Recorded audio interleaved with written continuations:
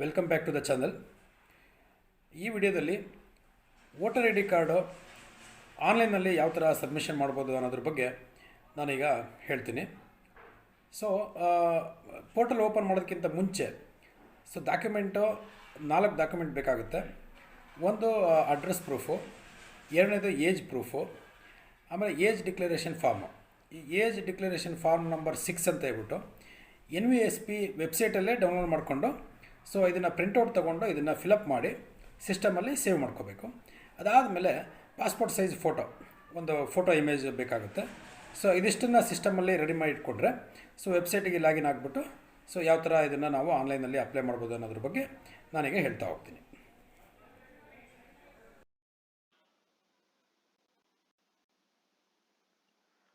NVSP.in ವೆಬ್ಸೈಟಿಗೆ open ಮಾಡ್ತಾ ಇದ್ದೀನಿ. ನಾನು user name password already create ಮಾಡ್ಕೊಂಡಿದ್ದೀನಿ. ನಾನು ಡೈರೆಕ್ಟಾಗಿ ಲಾಗಿನ್ಗೆ ಹೋಗ್ಬಿಟ್ಟು ಯೂಸರ್ ನೇಮ್ ಪಾಸ್ವರ್ಡ್ ಕೊಟ್ಟು ನಾನು ಲಾಗಿನ್ ಆಗ್ತೀನಿ. ಈಗ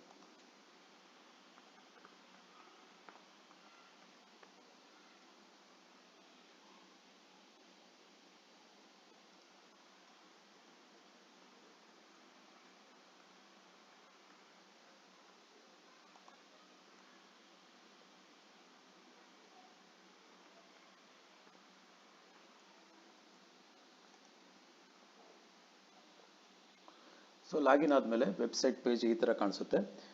ನನಗೆ ಬೇಕಾಗಿರೋದು ಫ್ರೆಶ್ ಇನ್ಕ್ಲೂಷನ್ ಎನ್ರೋಲ್ಮೆಂಟು. ಫಸ್ಟ್ ಆಪ್ಷನ್ನ ನಾನು ಸೆಲೆಕ್ಟ್ ಮಾಡ್ಕೊತೀನಿ. I reside in India, select state Karnataka. Next select your parliamentary or assembly constituency. ನಿಮ್ಮದು ಯಾವುದು ಕ್ಷೇತ್ರ ಅಂತ ಹೇಳ್ಬಿಟ್ಟು ಇಲ್ಲಿ ಸೆಲೆಕ್ಟ್ ಮಾಡ್ಕೋಬೇಕಾಗುತ್ತೆ.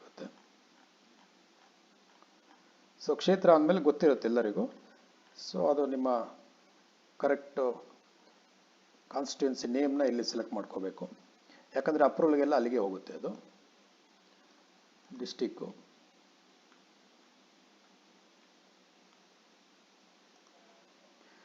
ಇಲ್ಲಿ ನೆಕ್ಸ್ಟ್ ಆಪ್ಷನ್ನಲ್ಲಿ ಹೌಸ್ ನಂಬರ್, ಮನೆ number, street, area locality, town village, post office, pin ಕೋಡು, ಈ ಡೀಟೇಲ್ಸ್ ಎಲ್ಲ ಕೊಡಬೇಕಾಗುತ್ತೆ. ಎಲ್ಲೆಲ್ಲಿ ಈ ಸ್ಟಾರ್ ಮಾರ್ಕ್ ಇದೆಯಲ್ಲ, ಆ ಇನ್ಫಾರ್ಮೇಷನ್ ಎಲ್ಲ ಕಂಪಲ್ಸರಿ ಕೊಡಬೇಕಾಗುತ್ತೆ. ಈ ಎಡಭಾಗದಲ್ಲಿ ಇಲ್ಲಿ ನಾವು ಇಂಗ್ಲೀಷಲ್ಲಿ ಟೈಪ್ ಮಾಡಿದ್ರೆ ಈ ಬಲಭಾಗದಲ್ಲಿ ಅದು ಆಟೋಮೆಟಿಕ್ ಆಗಿ ಕನ್ನಡದಲ್ಲಿ ತಗೊಳುತ್ತೆ. ಕನ್ನಡದಲ್ಲಿ ಟೈಪ್ ಆಗಿರೋಂಥದ್ದು ಏನಾದರೂ ಮಿಸ್ಟೇಕ್ ಇತ್ತು ಅಂತ ಹೇಳಿದ್ರೆ ಅದರ ಪಕ್ಕದಲ್ಲೇ ಒಂದು ಕೀಬೋರ್ಡ್ ಸಿಂಬಲ್ ಇದೆ, ಕಂಪ್ಯೂಟರ್ ಕೀಬೋರ್ಡ್ ಸಿಂಬಲ್ ಇದೆ. ಅದನ್ನು ಪ್ರೆಸ್ ಮಾಡಿದರೆ ವರ್ಚುವಲ್ ಕೀಬೋರ್ಡ್ ಓಪನ್ ಆಗುತ್ತೆ.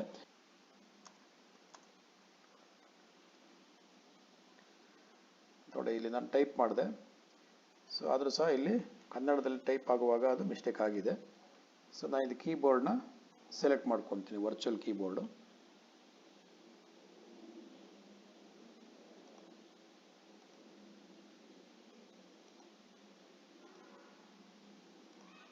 ಅದನ್ನು ಕರೆಕ್ಷನ್ ಮಾಡಿಕೊಂಡೆ ನಾನೀಗ.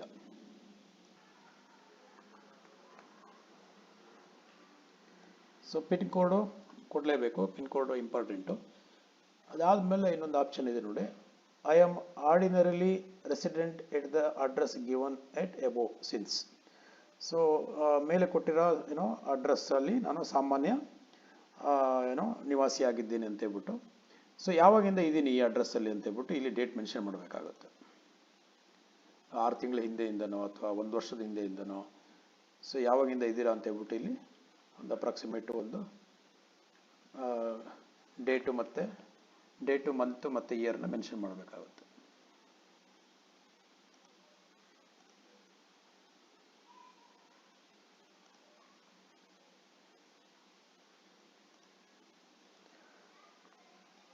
ಅದಾದಮೇಲೆ ಇಲ್ಲಿ ಡಾಕ್ಯುಮೆಂಟಿಗೆ ಅಪ್ಲೋಡ್ ಮಾಡಬೇಕು ಅಡ್ರೆಸ್ ಪ್ರೂಫ್.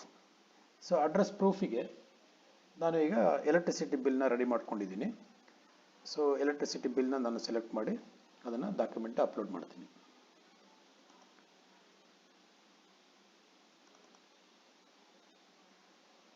ಇಲ್ಲಿ ನೋಡಿ ಕೊಟ್ಟಿರ್ತಾರೆ, ಇಲ್ಲಿ ಡಾಕ್ಯುಮೆಂಟು ಎಷ್ಟು ಇದ್ರ ತನಕ ಡೇಟಾ ಅದು ಸಪೋರ್ಟ್ ಮಾಡುತ್ತೆ ಅಂತ ಹೇಳ್ಬಿಟ್ಟು. ಮ್ಯಾಕ್ಸಿಮಮ್ 2 MB ತನಕ ಇದು ನಾವು ಅಪ್ಲೋಡ್ ಮಾಡ್ಬೋದು. ಅದಕ್ಕಿಂತ ಜಾಸ್ತಿ ಸೈಜ್ ಇತ್ತು ಅಂದರೆ ಅಪ್ಲೋಡ್ ಆಗಲ್ಲ. ಸೊ ಅದು ಸ್ವಲ್ಪ ಅದ್ರ ಬಗ್ಗೆ ಜಾಗ್ರತೆ ಇರಲಿ. ನೆಕ್ಸ್ಟ್, ಸೊ ಇಲ್ಲಿ ಎಂಟರ್ ಯುವರ್ ಬರ್ತ್ ಡೀಟೇಲ್ಸ್ ಅಂತ ತೋರಿಸ್ತಾ ಇದೆ. ಡೇಟ್ ಆಫ್ ಬರ್ತ್ ಕೊಡಬೇಕಾಗುತ್ತೆ.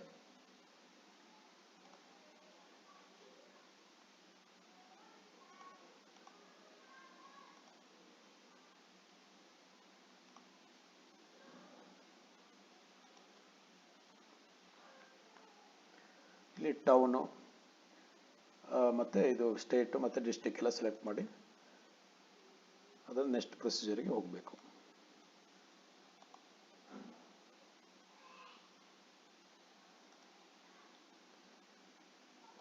ಸೊ ನೆಕ್ಸ್ಟ್ ಆಪ್ಷನ್ನಲ್ಲಿ ಅಪ್ಲೋಡ್ ಡಾಕ್ಯುಮೆಂಟ್ ಅಂತ ಕೇಳ್ತಿದೆ. ಸೊ ಇಲ್ಲಿ ಏಜ್ ಪ್ರೂಫು ಮತ್ತು ಏಜ್ ಡಿಕ್ಲರೇಷನ್ನು. ಓಕೆ, ಏಜ್ ಪ್ರೂಫಿಗೆ ಆಧಾರ್ ಕಾರ್ಡ್ ಕೊಡ್ತಾ ಇದ್ದೀನಿ ನಾನು.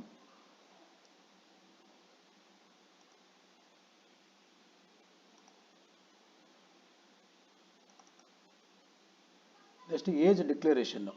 ಸೊ ಇಲ್ಲಿ ಒಂದು ನೋಡಿ, ಇಲ್ಲಿ ಡೌನ್ಲೋಡ್ ಏಜ್ ಡಿಕ್ಲರೇಷನ್ ಫಾರ್ಮ್ ಅಂತ ಹೇಳ್ಬಿಟ್ಟು ನಾನು ಇದೇ ಲಿಂಕಿಂದ ಇದು ಡೌನ್ಲೋಡ್ ಮಾಡಿಕೊಂಡು, ಓಕೆ, ಅದನ್ನು ಪ್ರಿಂಟ್ಔಟ್ ತಗೊಂಡು ಆ ಫಾರ್ಮ್ನ ಫಿಲ್ಅಪ್ ಮಾಡಿಕೊಂಡು ನಾನು ಕಂಪ್ಯೂಟರಲ್ಲಿ ಸೇವ್ ಮಾಡ್ಕೊಂಡಿದ್ದೀನಿ.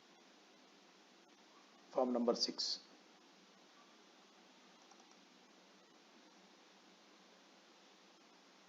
ಅದಾದಮೇಲೆ ನೆಕ್ಸ್ಟ್ ಆಪ್ಷನ್ನು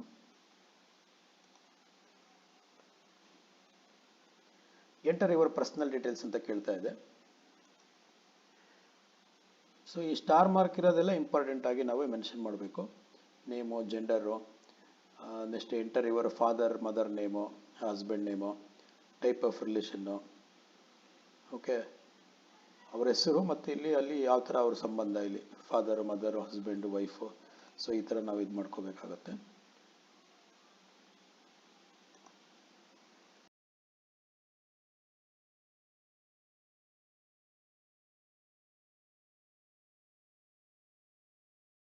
ಸೈಜ್ ಫೋಟೋನ ಇಲ್ಲಿ ಅಪ್ಲೋಡ್ ಮಾಡಬೇಕಾಗುತ್ತೆ. ಈಗ next, please choose if you are a differently abled. ಈ ಆಪ್ಷನ್ ಇದೆ. ಸೊ ಇದು ಯಾವುದು ಅಪ್ಲಿಕೇಬಲ್ ಇಲ್ಲ. ಕೊನೆಗೆ ಲಾಸ್ಟಿಗೆ ಮೊಬೈಲ್ ನಂಬರ್ ಒಂದು ಕೊಡಬೇಕಾಗತ್ತೆ.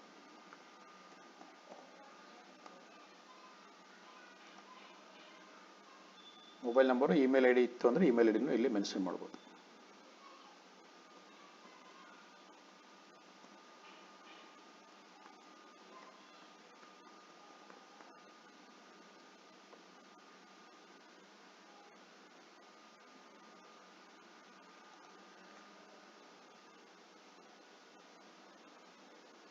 ಇಲ್ಲಿ ಪ್ಲೇಸ್ ಕೇಳ್ತಾ ಇದೆ.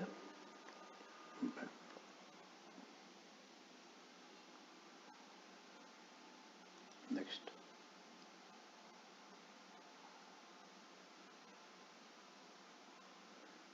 Next last option submit.